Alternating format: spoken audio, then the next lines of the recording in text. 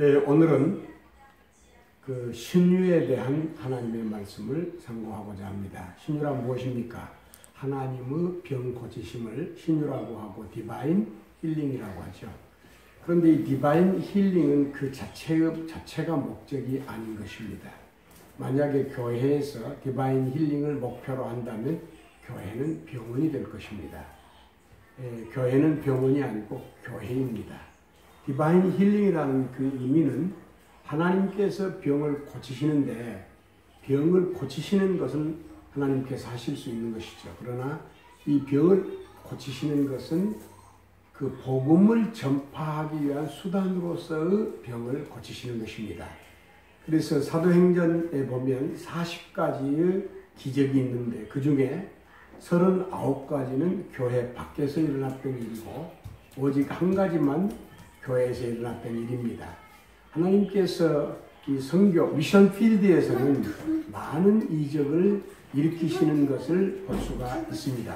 그러나 교회가 이제 그 자리를 잡았을 때 그때는 이 디바인 힐링의 그 스피리추얼 기프트로서의 디바인 힐링은 그 필요가 없는 것이라고도 할 수 있습니다. 예컨대 바울 사도를 보십시오.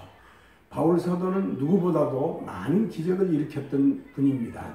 그러나 정작 바울 사도 자신은 병들어 있었습니다. 왜 그와 같은 상태에서 바울 사도는 3차례에 걸쳐서 하나님 앞에 그 병을 고쳐달라고 기도한 바 있었지만은 하나님께서는 바울 사도의 기도를 듣지 아니하시고 내 은혜가 내게 족하다 이렇게 말씀하여 주셨습니다.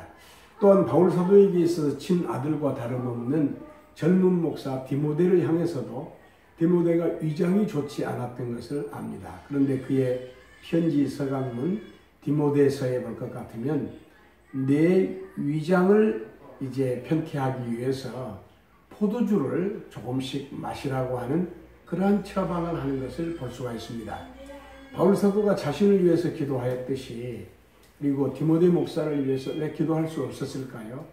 그러나 기도했을 때 하나님께서 그 기도를 응답해 주시지 않는 것입니다. 신약 성경 가운데에 요한계시록을 제외하고 가장 늦게 썼다고 전해 내려오고 있는 디모데 후서의 그 4장 마지막 절에 보면은 바울 사도와 함께 그 선교의 팀원이었던 사람 드로비모라고 하는 사람이 있었습니다. 디모데후서 4장 20절에 보니까 에라스도는 고린도에 머물렀고 드로비모는 병들어서 밀레도에 두었노라 이렇게 말했습니다. 드로비모라고 하는 그 팀원이 선교 팀원이 병들었을 때 왜 기도하지 않았겠습니까? 그러나 하나님께서는 그 병을 고쳐주시지 아니해서 어쩔 수 없이 같이 더 선교할 수 없어서 무슨 섬에다가 두었다. 밀레도라고 하는 섬에다가 두었다라고 하는 말씀이 있습니다. 이제 결론으로 말씀드리면 그러면 신유란 무엇입니까? 신유는 귀한 하나님의 은사 중 한 가지입니다. 하나님의 능력으로 병을 고치시는 것입니다.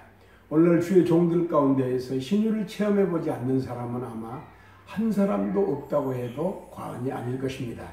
그래서 신유는 그와 같이 귀한 것이고 신유가 하나님의 복음을 전파하는 일에 좋은 도구임에는 틀림없지만은 신유 그 자체가 목적이 아니고 복음을 전파하기 위한 보조적 수단이라고 하는 사실을 알 수가 있습니다. 그래서 선교지에서 기적이 많이 일어나며 선교지가 아닌 교회에서는 기도의 응답으로서의 신유는 있을 수 있지만은 그 은사로서의 신유는 기대할 수 없다는 것이 성경직입니다. 유명한 조직신학자 하지는 말하기를 신유란 무엇입니까? 요즘 나무를 심잖아요. 나무를 심을 때 그 나무의 뿌리가 내려지기 위해서 다시 말하면 나무가 흔들리지 아니하고 그 뿌리를 잘 내리기 위해서 버팀목을 합니다. 신유란 마치 버팀목과 같은 그런 역할을 합니다. 그래서 신유를 통해서 예수의 복음을 이 놀라운 생명의 복음을 전파하는데 신유의 그 목적이 있다고 할 수 있습니다. 오늘은 그 디바인 힐링 즉 하나님의 병 고치심에 대한 그 문제에 대해서 말씀을 드렸습니다. 대단히 감사합니다.